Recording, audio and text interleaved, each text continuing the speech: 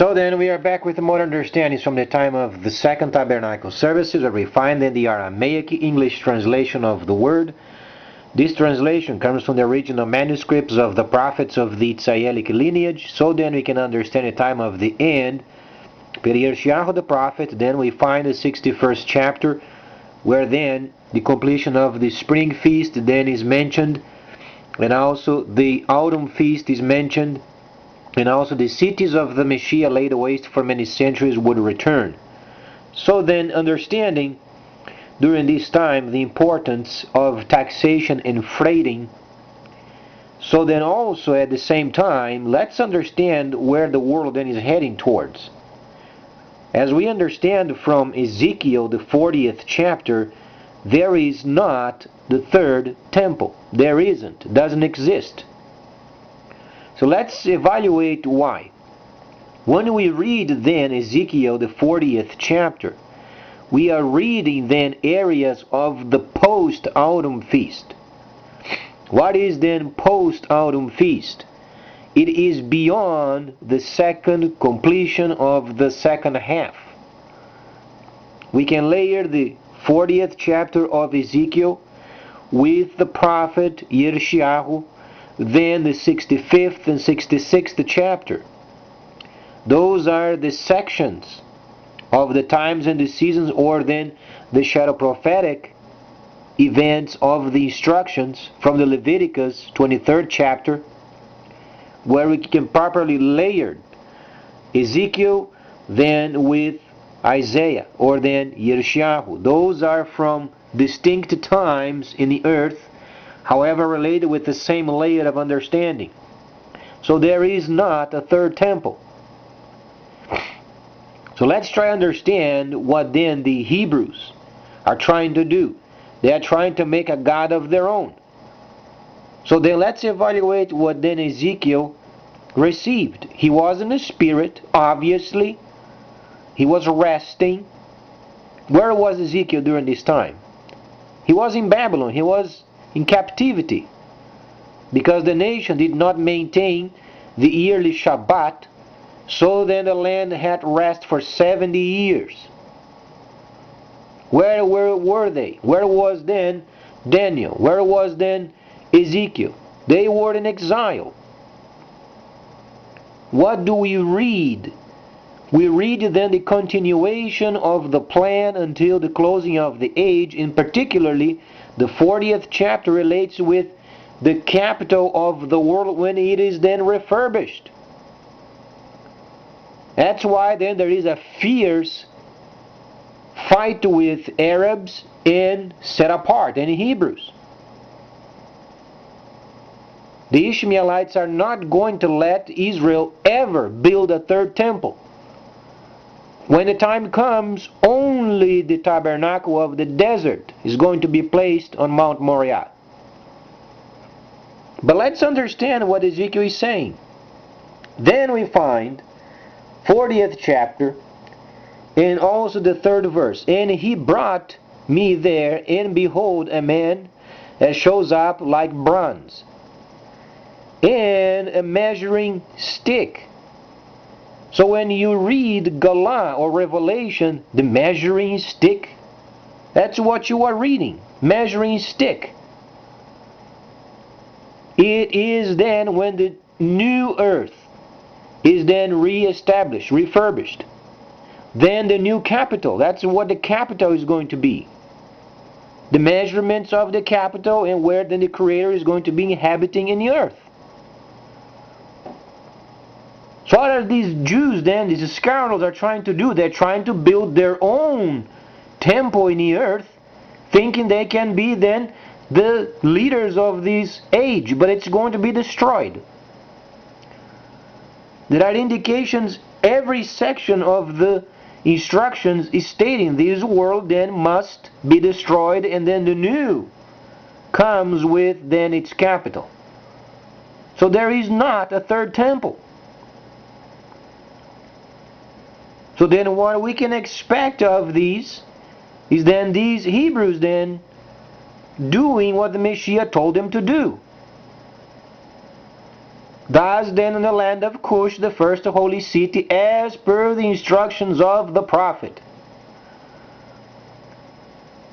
At the moment we are during the time of the restoration of the holy cities of the Messiah laid waste for many centuries. At the same time, this understanding of the returning of the holy cities of the Messiah laid waste for many centuries is the second stick of Ezekiel, the 37th chapter. What is the first stick? Ishmaelites. So when you read then, because the first stick then is the sons of Ephraim, and the second stick then the sons of Joseph. Come on, don't be ridiculous. Let's understand where those belong. Those scoundrels of Jews, they changed the instructions. You know what this means?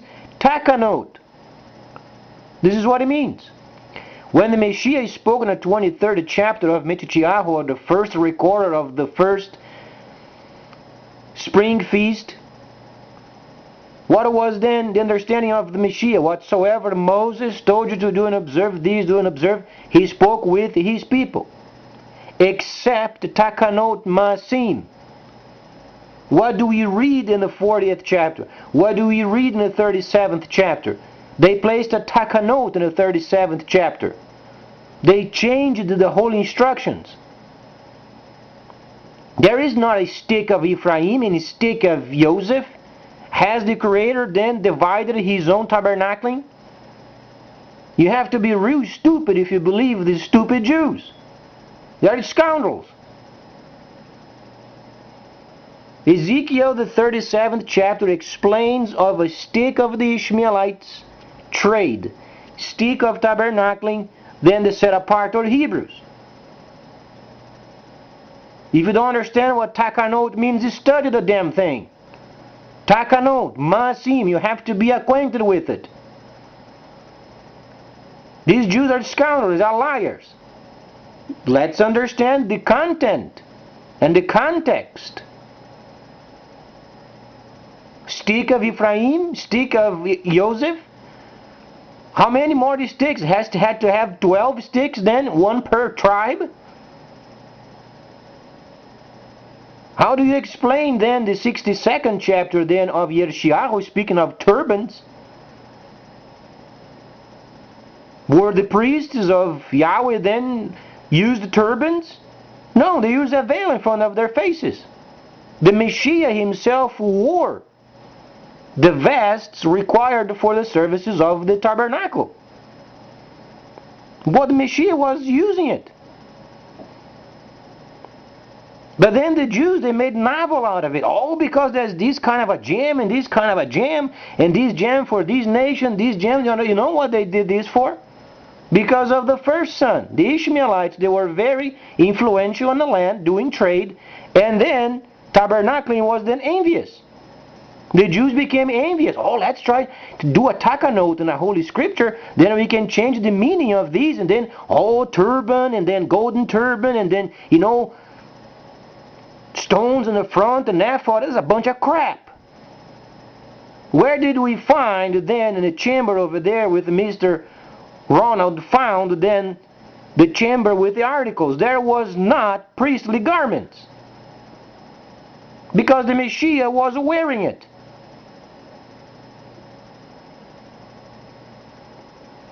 Now you understand what it means, takanot. These damn Jews, they changed the whole instructions for their own gain. And there it is. Israel is a piece of junk of a country. So USA, because of their own stupidity, there we are, all because we are Judeo-Christian. Judeo-Christian? What are we heading toward? We are heading towards disaster. Watch our economy the way it's at. You were mesmerized by these stupid Hebrews. They should be doing tabernacling as per the instructions of the prophet. Where do you find in the chamber? The chamber was found in 82 by an American archaeologist. Did he find there the garments of the priests? No, it was not found. Because it's not relevant. Never existed.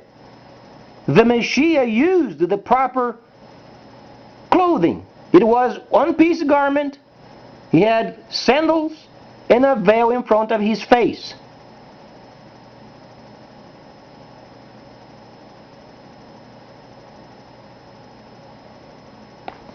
Then when you read the 62nd chapter, it was a takanot. Try to understand, they were envious because of the first son, Ishmael. They were doing trade in the earth.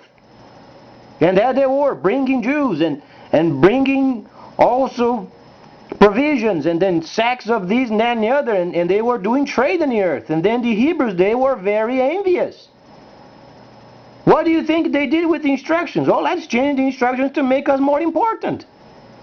Then you find ephod crap with many kinds of Jews and this and that, the other, and turban and blah, blah, blah. Never existed. Because the Messiah was wearing the garment.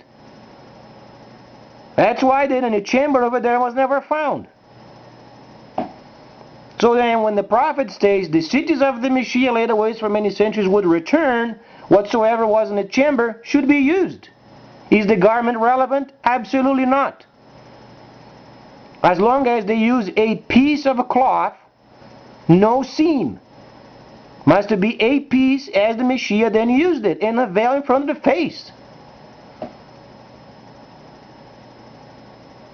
Do they use turbans? Absolutely not. Turbans were used by the Ishmaelites. But not only then the Jews or the Hebrews decided then to change it in Scripture. Not only they did, but then they included turbans because it was popular for the Ishmaelites using it.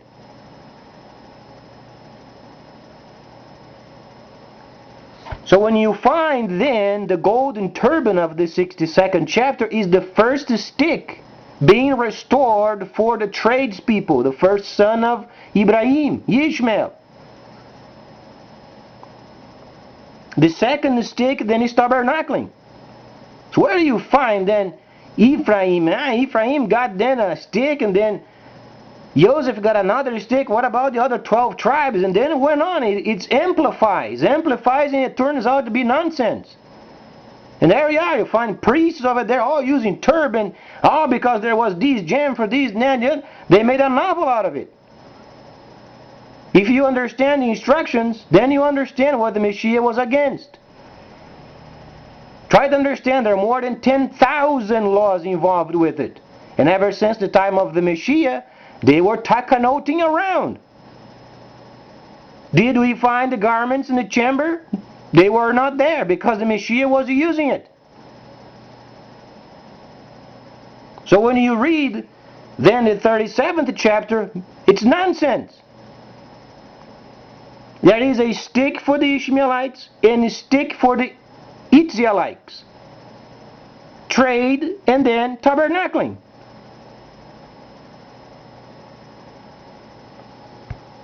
Now we understand why our nation then is absolutely ruined.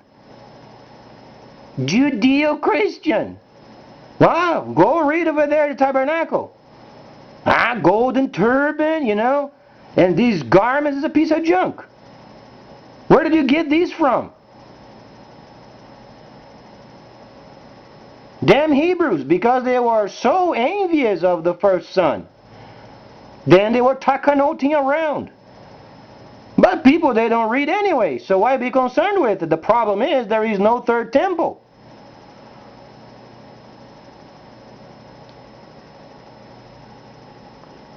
So then be acquainted with instructions.